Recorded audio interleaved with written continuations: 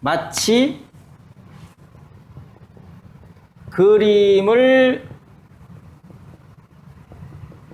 보고 있는 착각이 들 정도로 시각화해서 쓴 글, 시각화해서 쓴 글, 쓰는 글, 뭐 이런 것 굳이 표현하자면 이런 거예요. 쓰는 글, 이런 조류, 이런 성향을 하드보일드 문학이라고 합니다.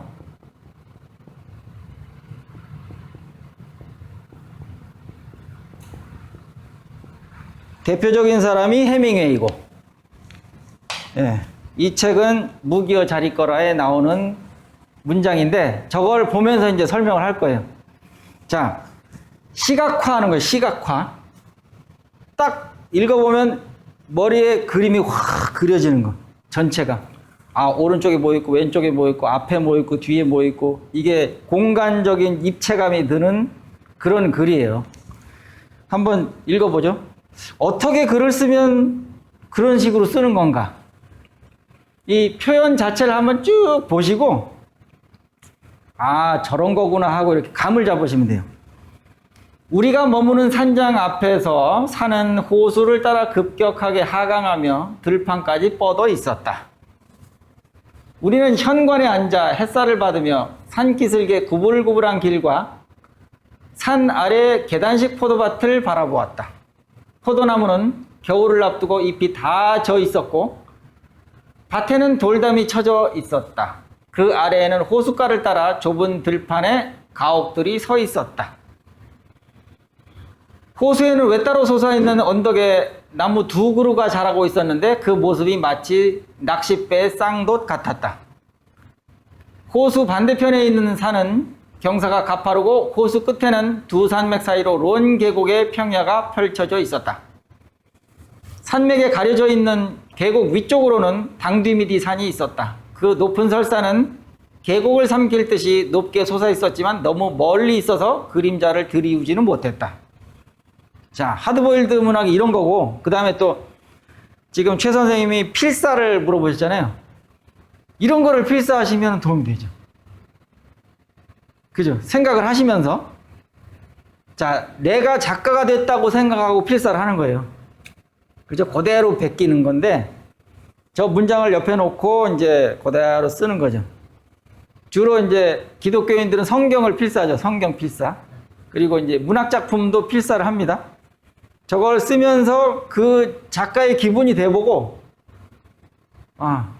꼭 이제 내가 쓰는 문장인 것처럼, 내가 쓴 게 아닌데, 그렇게 하다 보면은 흉내도 낼 수 있게 되고, 그 표현이 내 머릿속에 이렇게 기억이 되면서 나중에 내가 글을 쓸 때 그 비슷한 표현이 나올 수도 있고, 똑같은 표현이 나올 수도 있고, 똑같은 표현이 나오면 좀 이상하니까 약간 변형도 시켜보고, 이런 식으로 해서 자기 글의 수준이 높아지는 거죠.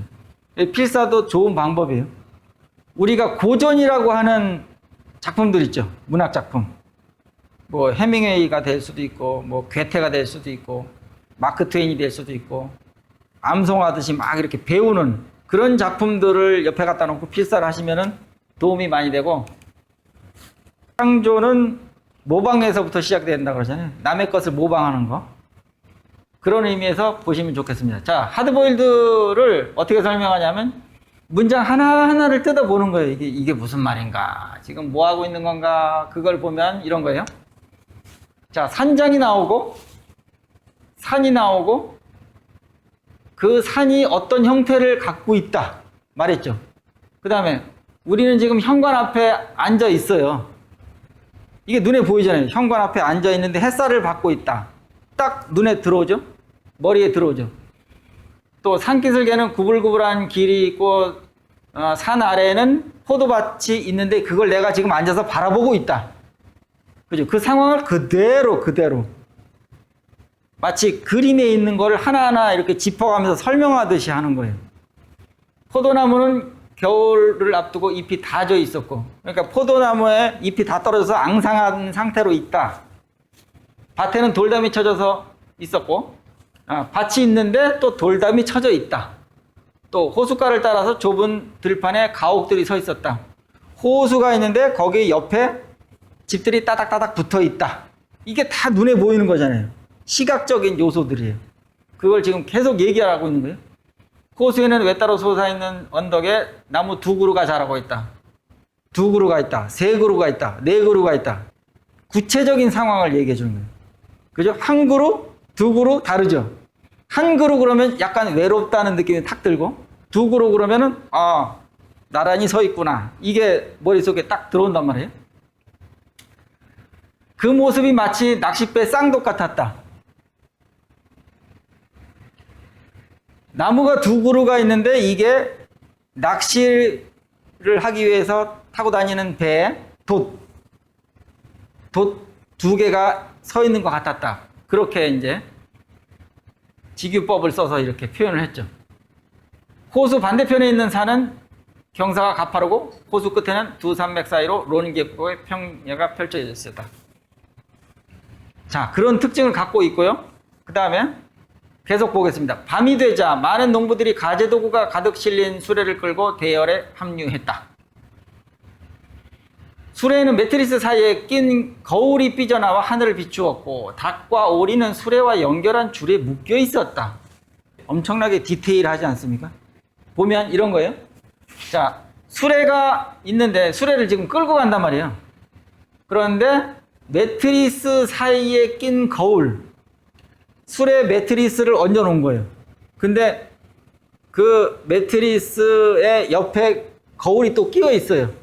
근데 그 겨울이 어떻게 되어 있냐면 삐져나와 있는데 하늘을 비추고 있는 거고, 그 다음에 닭과 오리는 수레와 연결한 줄에 묶여 있었다. 수레를 쭉쭉 끌고 가는데 이렇게 줄을 매달아 놓고 거기다 이제 닭도 매달아 놓고 오리도 매달아서 끌고 가고 있다. 그걸 얘기하고 있는 거예요. 앞쪽에는 비를 맞으며 재봉틀을 수레에 싣고 가는 농부도 있었다. 비가 오고 있다는 거잖아요, 지금. 수레 끌고 가고 있는데 비가 오고 있고 그 수레에는 재봉틀이 실려 있다. 그걸 농부가 끌고 가고 있다. 이거예요. 수레에는 가장 값어치 있는 물건들만 실려 있었다. 어떤 수레에는 여자들이 비를 피해 몸을 움츠리고 있었고 수레 옆에 찰싹 달라붙어 걸어가는 농부들도 있었다. 대열에는 마차 아래로 걸어가는 개들도 등장했다. 도로는 진흙탕 투성이었고 길가의 도랑에는 빗물이 높게 차올랐다. 지금 이것도 설명하고 있는 거잖아요. 도로, 길가. 도로는 어떤 상태고 길가의 또랑에는 지금 물이 이만큼 차올라 있다는 상태를 계속 얘기하고 있는 거예요. 여기는 이렇고 여기는 이렇고 여기는 이래. 내가 설명하면 알겠지? 지금 이런 상황이야. 그거를 설명하고 있는 거죠. 이렇게 자세하게 하나하나 짚어가면서 설명하는 거예요. 이런 것이 그야말로 하드보일드 문학의 정수라고 볼 수가 있습니다.